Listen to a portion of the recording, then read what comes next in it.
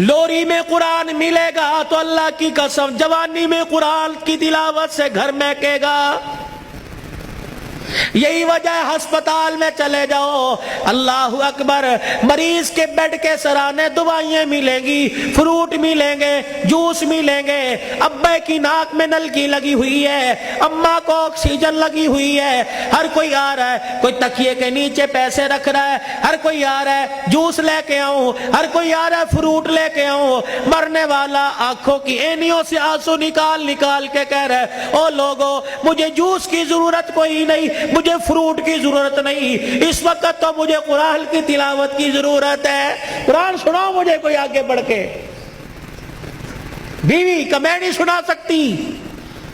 جب شادی کی تھی تو میرے ماں باپ نے کہا تھا کہ ماشاءاللہ ترجمے سے قرآن پڑھی ہے. پتہ تیری ماں نے اس وقت کیا کہا تھا؟ او تے ٹھیک ہے سکول کنا پڑھی ہے. تو تیری ماں نے قرآن پڑھنے کے بجائے سکول کو ترجیح دی تھی. میں تجھے ABC سنا سکتی ہوں، قرآن نہیں سنا سکتی. بیٹے تو مجھے قرآن سنا دے، سورہ یاسین سنا. بیٹے تو مجھے سورہ رحمان سنا. ہاتھ جوڑ کے پیچھے کھڑا ہو گیا. اور تو نے قرآن نہیں پڑھا؟ نہیں ابا جی. کیوں؟ ابا جان قصور میرا نہیں، قصور تیرا ہے.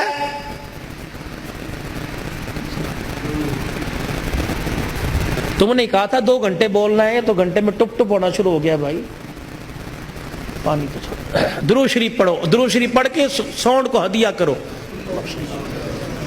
انسان کی روزی اللہ برکت دے بھائی اس کے اندر.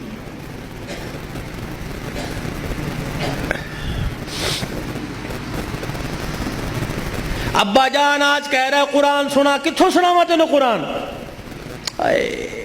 ابا جان وہ یاد کر میں دنیا میں نہیں آیا تھا. ابا تو مزدوری کر کے شام کو آیا. میری ماں تجھے دیکھ دیکھ کے مسکرا رہی تھی. تو نے میری ماں سے کہا تھا خیر ہوئے آج کیوں ہنس رہی ہے؟ اللہ اکبر. تو نے کہا رات نہیں، میری ماں نے کہا رات کو بتاؤں گی. ابا جان جب تنہائی میں میری ماں اور تو بیٹھے تھے، ابا جان میری ماں خوش ہو کے رونے لگی. تو نے کہا پلیے لو کے کی گل ہے؟ کہ لگی مبارک ہو تیرے گھر میں مہمان آنے والا ہے. اللہ کہا تھا نا. ابا جان یاد کر میری ماں کے پیٹ پہ ہاتھ رکھ کے کہا تھا میری نسل چلے گی. کہا ابا تو نے کہا تھا آنے والے کو کیا بنانا ہے؟ میری ماں نے کہا ڈاکٹر، تو نے کہا وکیل. میری ماں نے کہا کھلاڑی، تو نے کہا جج. ابا جان وہ رات یاد کرو. اللہ اکبر. میں ماں کے پیٹ میں سن رہا تھا. تو نے کہا ڈاکٹر بنانا، تو نے کہا وکیل بنانا. ابا جان اماں جان ساری رات بحث کرتے رہے. کسی نے کہا ڈاکٹر بنائیں گے، کسی نے کہا وکیل بنائیں گے. میں سن رہا تھا دونوں میں سے کسی نے ساری رات میں یہ نہیں کہا اسے قرآن کا حافظ بنائیں گے. تو آج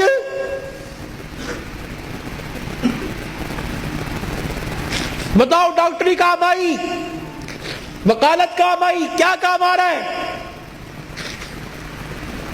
ابا جان 9 مہینے کے بعد میں دنیا میں آیا. تجھے تیری سفید داڑھی کا حیا نہ آیا. ابا جان تو نے بھی تالیاں بجا بجا کے میرا استقبال کیا. تم سارے ہنس رہے تھے، میں رو رہا تھا اپنے اور تمہارے نصیبے پر. میں رو رو کے کہہ رہا تھا ظالمو مجھے گانا نہ سناؤ، مجھے قرآن کی تلاوت سناؤ. تائے چاچے مامے پھپھی سے لے کر بہن بھائی اماں ابا سے لے کر سب نے مجھے گانا سنایا. جب تم گانا گا گا کے تھک گئے تم نے کرائے پہ گانے والے بلا کے گھر میں نچوائے. ابا جان میں گانا سنتے سنتے میں چیخے مار مار کے رویا. تم نے مجھے نیند کے شربت پلائے، تم نے مجھے نیند کے انجیکشن لگوائے. ابا جان میں سوتے سوتے تڑپ جاتا. تم کہتے پرچھاواں پڑ گیا، بچہ اچھل رہا ہے، مولوی مبشر نظر صاحب دب کر دو. اللہ کی قسم میرے پہ پرچھاوا نہیں پڑا بلکہ میرے پہ گانے کی نحوست پڑ گئی تھی.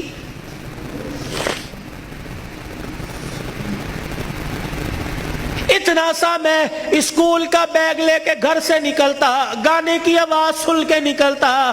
10 گھنٹے بعد 8 گھنٹے بعد گھر آتے مجھے گانے کی آواز ملتی، روٹی پکاتے ہوئے ماں گانا سنا کرتی، آٹا گولتے ہوئے گانا سنا کرتی، جھاڑو دیتے ہوئے گانا سنا کرتی۔ اماں جان تم نے خالی کنویں کے اندر اتنا گانا بھر دیا کہ میری غذا قرآن نہیں گانا بن گئی۔ ابا ہاتھ جوڑ کے میں عرض کرتا ہوں کہ 25 سال کی عمر میں اور تمہارے 55 سال کی عمر میں تمہیں قرآن نہیں سنا سکتا بلکہ گانا ہی سنا سکتا ہوں۔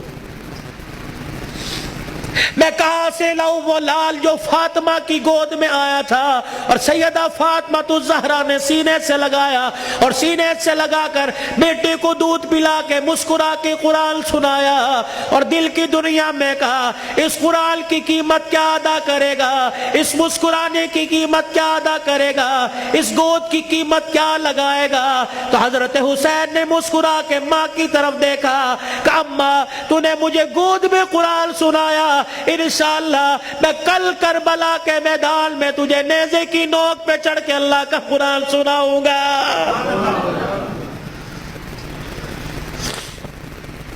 مولا بشر نظر صاحب، بھائی عمر صاحب، بھائی ابو ذر صاحب، جہاں جاتا ہوں ہاتھ جوڑ کے کہتا ہوں خدا کے واسطے اپنے بچوں کو تھوڑا سا قرآن پڑھا دو، خود بھی سورہ فاتحہ یاد کر لو، اپنے بچوں کو بھی سورہ فاتحہ یاد کرا دو اور گھر والوں کو وصیت کر دو جب میرا انتقال ہو جائے میرے پوترے دوتروں میں سے، میرے چھوٹے چھوٹے معصوم پوتے دوتوں میں سے، میرے چھوٹے بچوں میں سے جب میرا انتقال ہو جائے کسی کی انگلی پکڑ کر قبرستان لے آنا اور مجھے قبر میں اتارنے کے بعد میرے پہ میری قبر پہ پانی چھڑکنے سے پہلے، پھول ڈالنے سے پہلے، اونچی اونچی اذان دینے سے پہلے، سورہ بقرہ کا پہلا آخری رکوع پڑھنے سے پہلے میرے بچے کو کھڑے کر کے سورہ فاتحہ پڑھوا دینا اور میرے بچے سے کہنا بیٹے ہاتھ اٹھا کے باپ کی قبر کے پاس کھڑا ہو کے کہہ دے الحمدللہ رب العالمین الرحمن الرحیم۔ جب بچہ میری قبر کے پاس کھڑا ہو کر مجھے رحمان رحیم کہے گا اللہ قبر میں سے حساب لینے والے فرشتوں کو واپس بلائے گا، یا اللہ بڑا گناہگار ہے، اللہ فرمائے گا تم قبر کے اندر کا دیکھ رہے ہو، میں قبر کے اوپر کا منظر دیکھ رہا ہوں، اس کا چھوٹا سا بچہ باپ کی قبر کے سرانے کھڑے ہو کر مجھے الرحمن الرحیم کہہ رہا ہے، میں اپنے بارے میں الرحمن الرحیم اس کے بچے سے سن کے اس کے باپ کو عذاب دوں، میں اللہ کی غیرت گوارا نہیں کرتی ہے۔